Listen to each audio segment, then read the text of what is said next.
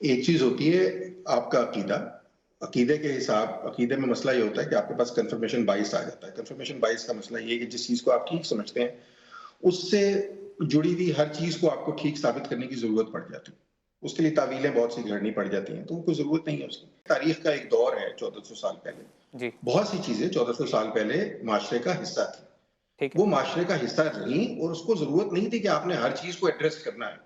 اور یہ یقین رکھیے کہ غلامی اس میں ایک ایسی چیز ہے جو بالکل ایڈریس نہیں ہوئی۔ اگر غلامی کو اس وقت کوئی ننگے انسانیت سمجھا جاتا تو قرآن میں ایک آیت بھی لکھ دی جاتی کہ غلامی بہت بری چیز ہے، آج سے تم غلام نہیں بناؤ گے۔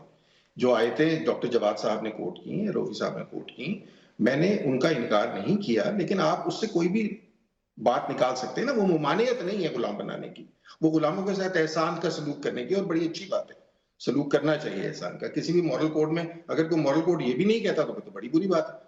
دوسری بات، جہاں تک قوانین کی بات تھی، موریتانیہ بھی مسلم ملک تھا جس نے اس غلامی پر پابندی لگائی، اور وہ بھی برٹش ریاست کے اس کے کہنے پر پابندی لگائی۔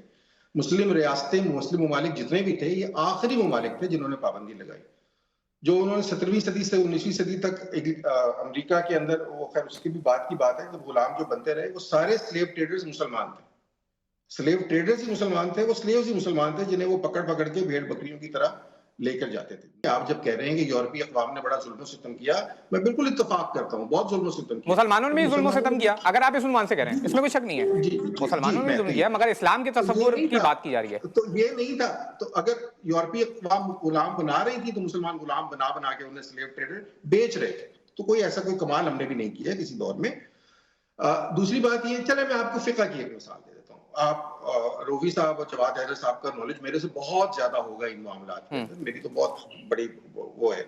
امام ابو حنیفہ کے ہاں ہے کہ اب یہ فقہی مسائل ہے نا، ٹھیک ہے کہ جب نسب کا بچے کا تعین ہوگا تو اگر 5 مردوں میں مشترک ایک لونڈی ہوگی تو اس کا نسب جو ہوگا سارے 5 مردوں کی طرف متعین کیا جائے گا، امام ابو حنیفہ کا۔ اب آپ بتا دیجئے، حسن سلوک کی طرف آپ چلے جائیے، 5 مردوں میں ایک لونڈی کا اشتراک، آپ مجھے بتائیے اب اس کو آج کے دن آپ کون سے شعور کے تحت، کون سے مورل کوڈ کے تحت، کس کے تحت جسٹیفائی کریں گے؟ نہیں کر سکیں گے نا۔ تو بات یہ کہ ایک دور میں ایک رسم تھی، ایک طریقہ تھا، اس کی کوئی ممانعت نہیں آئی، ٹھیک ہے وہ چل رہا ہے، اس کو کوڈیفائی کیا گیا، اس میں کوئی شک نہیں ہے، اس میں حسن سلوک کی بات کی گئی، بالکل ٹھیک ہے، لیکن ممانعت والی کوئی بات نہیں ہے، ٹھیک ہے کوئی آصف صاحب، ممانعت کے لیے کوئی واضح چیز موجود نہیں ہے۔ آپ تعویل بنانا چاہیں تو بنا لیں 100، کوئی مسئلہ تو نہیں ہے۔